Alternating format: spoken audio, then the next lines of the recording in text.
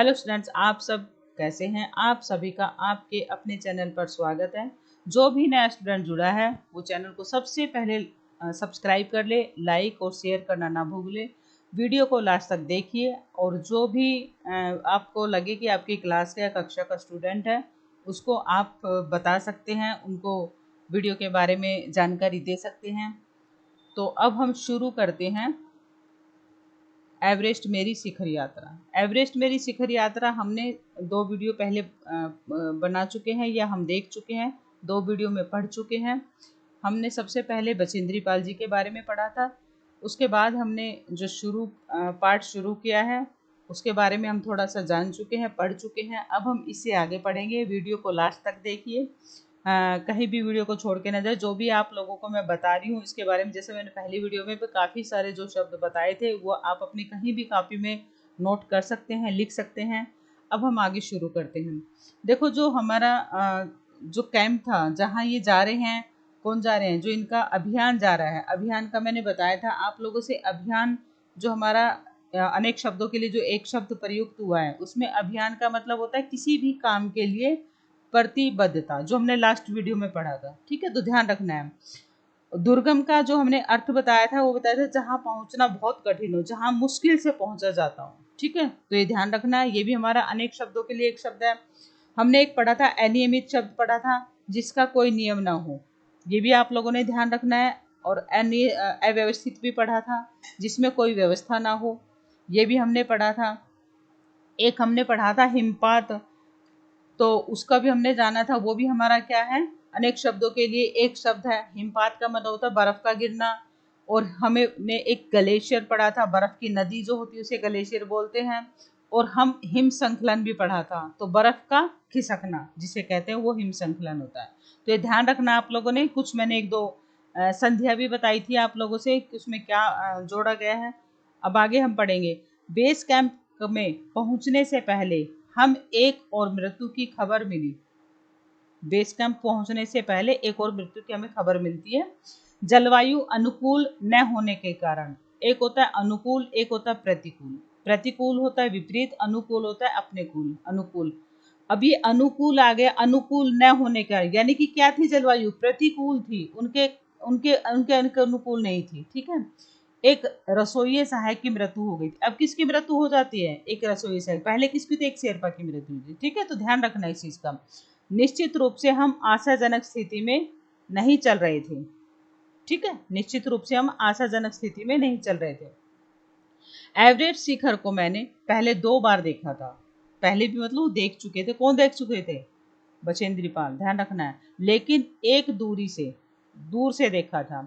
Base camp पहुंचने पर दूसरे दिन मैंने एवरेस्ट पर्वत तथा इसकी अन्य श्रेणियों को देखा। जब मैं बेस कैंप पहुंची, ये बचेंद्री पाल जी बोल रहे हैं कि जब मैं बेस कैंप पहुंची तो वहां से मैंने कौन सा दिन था वो, दूसरे दिन, एवरेस्ट पर्वत तथा इसकी अन्य श्रेणियों को देखा। वहां पे और भी श्रेणियां थी। ठीक है, मैं भौचक्की होकर खड़ी रह गई। भौचक्की मतलब आश्चर्यचकित होकर खड़ी हो गई, भौचक्की का मतलब। और एवरेस्ट लहोत्से और नुत्से की ऊंचाइयों से घिरी बर्फीली टेढ़ी मेढ़ी नदी को निहारती रही। वहां कोई टेढ़ी मेढ़ी नदी है और वो किससे घिरी हुई है, एवरेस्ट, लहोत्से और नुत्से की ऊंचाइयों से घिरी हुई है। तो ये 1 नंबर या 2 नंबर के उसमें भी आपका प्रश्न उत्तर आ सकता है। ठीक है, हिमपात मैं बता चुकी हूँ। अपने आप में एक तरह से बर्फ के खंडों का अव्यवस्थित ढंग से गिरना ही था। अव्यवस्थित फिर आया ये, जिसकी कोई व्यवस्था ना हो उसे बोल सकते हैं हम अव्यवस्थित। ठीक है, या जिसमें कोई व्यवस्था न हो वो भी हो सकता है। अव्यवस्थित ढंग से गिरना ही था। हमें बताया गया था कि ग्लेशियर के बहने से अक्सर बर्फ में हलचल हो जाती है। जब ग्लेशियर बहती है तो मतलब बर्फ की नदी जब बहती है तो उसके बहने से अक्सर बर्फ में हलचल हो जाती थी, जिससे बड़ी बड़ी बर्फ की चट्टानें तत्काल का मतलब होता उसी काल, ठीक है, ध्यान रखना है, तत्काल गिर जाया करती थी। और अन्य कारणों से भी अचानक एकदम से प्राय खतरनाक स्थिति धारण कर लेती थी। ठीक है, मुझे लगता है कि यहाँ तक आप सभी को समझ आया होगा। एक एक छोटी छोटी चीजें, छोटे छोटे जो भी शब्द है उस शब्द का सबका मैं अर्थ आप लोगों को बता रही हूँ। तो थोड़ा सा ध्यान से पढ़ेंगे, वीडियो को लास्ट तक पढ़ेंगे तो आपको बिल्कुल चैप्टर को इतने अच्छे से आ जाएगा कि आपको प्रश्न उत्तर कहीं से करने की जरूरत नहीं है। पाठ ही इतने अच्छे से आ जाएगा कि आप जो भी प्रश्न आएगा उसको आसानी से बिल्कुल ईजी तरीके से लिख सकते हैं उसका उत्तर। चाहे कोई भी प्रश्न उठ के आ जाए इस पाठ से। ये पाठ सबको बहुत ज़्यादा डिफिकल्ट लगता है, बहुत ज़्यादा मतलब मुश्किल लगता है। इसमें बच्चे बहुत ज़्यादा ये सोचते क्या पढ़ें, आ ही नहीं रहा। लेकिन इसको जब पाठ को कंप्लीट करोगे उसके बाद आप लोग कहीं से भी इसका प्रश्न उठा लेना, आपको बिल्कुल बेझिझक लिख सकते हो। तो वीडियो को लास्ट तक देखिए और जितने भी वीडियो बने उसको सुनना भी है, और जो शब्द बताए जाते हैं, कठिन शब्द बताए जाते हैं जिसके बारे में तो जो भी प्रश्न मैं बता रही हूँ कि ये आ सकता है, तो उस पर थोड़ा ध्यान भी देना है। ठीक है, उस वीडियो को 2 बार देखिए, 3 बार देखिए, ध्यान से पढ़िए। ठीक है, अब हम आगे करते हैं कि जहाँ हमने यहाँ तक कर लिया है, जिससे बड़ी बड़ी बर्फ की चट्टानें तत्काल गिर जाया करती थी और अन्य कारणों से भी, मतलब दूसरे कारणों से भी अचानक एकदम से प्राय खतरनाक स्थिति धारण कर लेती थी। सीधे धरातल पर, ये आप देख सकते हैं इमेज बनी हुई है कि कैसे जाते हैं वहाँ चोटी पर, पहाड़ों की चोटी पर।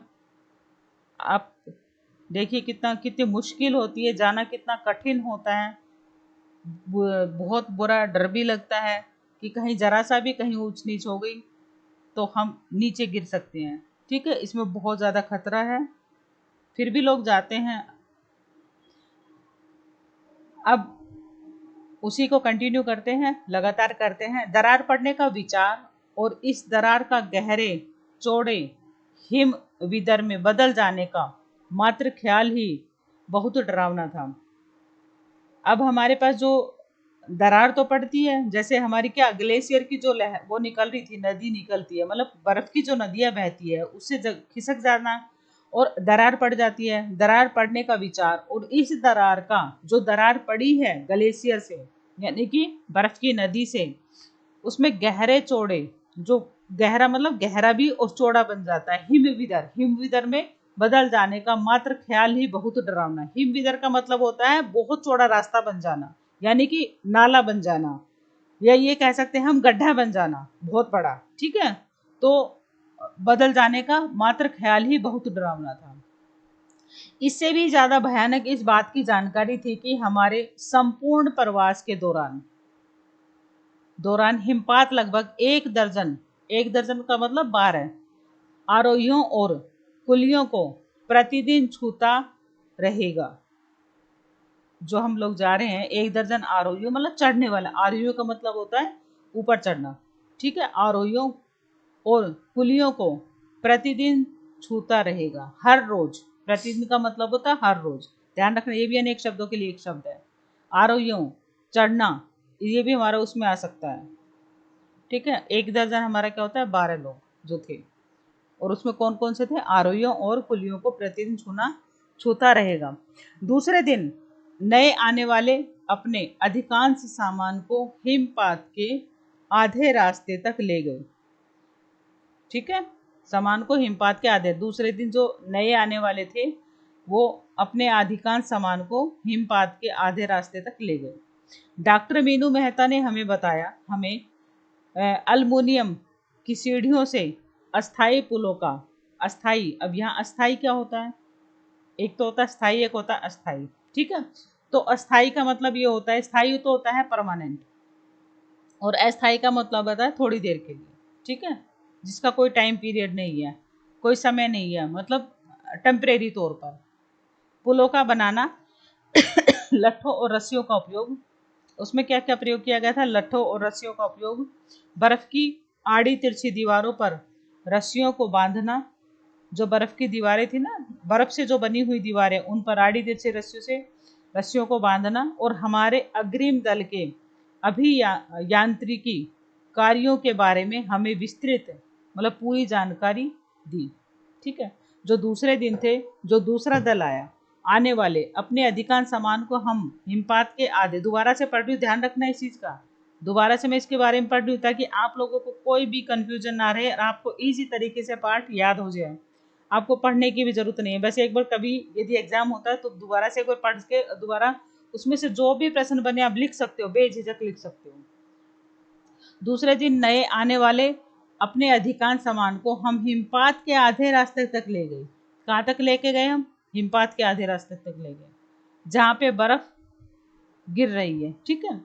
डॉक्टर मीनू, यहाँ पे कौन है? डॉक्टर मीनू है। मीनू मेहता ने हमें एल्युमिनियम की सीढ़ियों से, जो एल्युमिनियम की सीढ़ियां बनी हुई थी, एल्युमिनियम पता ना, ये तो पता होगा, एल्युमिनियम की सीढ़ियों से अस्थाई पुलों का बनाना, अस्थाई पुल बनाते हैं।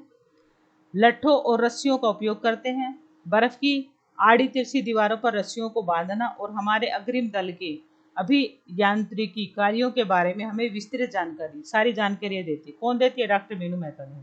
ठीक है। तो कौन जानकारी देते हैं दूसरे दिन उनको? दूसरे दिन की जानकारी देने वाला कौन है? डॉक्टर मीनू मेहता है। और क्या जानकारी देते हैं वो सब बताते हैं। ठीक है।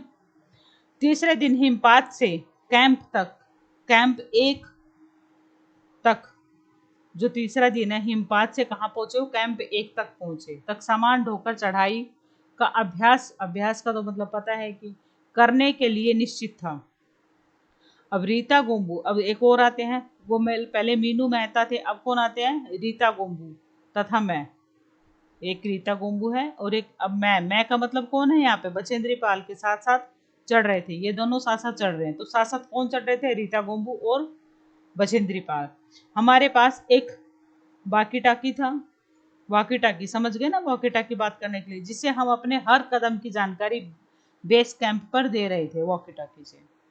कर्नल खुल्लर उस समय खुश हुए जब हमने उन्हें अपने पहुंचने की सूचना दी, क्योंकि कैंप पर पहुंचने वाली केवल हम 2 ही महिलाएं थी। तो कैंप पर पहुंचने वाली कितनी महिलाएं थी? 2 ही महिलाएं थी। ठीक है। अब यहां से भी प्रश्न बन सकता है कि कैंप में पहुंचने वाली कितनी महिलाएं थी? 2 महिलाएं थी। और वो 2 महिलाएं कौन थी? वो रीता गोम्बू और बचेंद्री पाल थी। समझ गए ना? यहाँ इस पैराग्राफ से भी हमारे 2-3 प्रश्न बनते हैं। और कौन सा दिन था? वो तीसरा दिन था। तो तीसरा दिन हिमपात से कैंप 1 तक सामान ढोकर चढ़ाई का अभ्यास करने के लिए निश्चित था। रीता गोम्बू तथा मैं साथ साथ चढ़ रहे थे। हमारे पास एक वॉकी टॉकी था। क्या था उनके पास? ये भी पूछ सकते हैं रीता गोम्बू उनके पास, जिससे हम अपने हर कदम की जानकारी, वॉकी टॉकी का क्या काम था ये भी पूछ सकते हैं, क्या काम था वो, जिससे वो अपने हर कदम की जानकारी बेस कैंप पर दे सके। कर्नल खुल्लर उस समय बहुत खुश हुए जब हमने उन्हें अपने पहुंचने की सूचना दी, क्योंकि कैंप 1 पर पहुंचने वाली केवल हम 2 ही महिलाएं थी। ठीक है। आज की वीडियो हम यहीं तक रखेंगे। आपको यदि कुछ समझ नहीं आता है तो आप हमें कमेंट बॉक्स में बता सकते हैं। जब हमारा चैप्टर कंप्लीट होगा तो उसके जितने भी हमारे पास विपरीत शब्द है, अनेक शब्दों के लिए एक शब्द है और मुहावरे हैं, जो भी बनेगा हम आपके सामने लेके आएंगे। और जो भी नया स्टूडेंट जुड़ा है, सबसे पहले चैनल को सब्सक्राइब कर ले, लाइक और शेयर करना ना भूले। Thank you.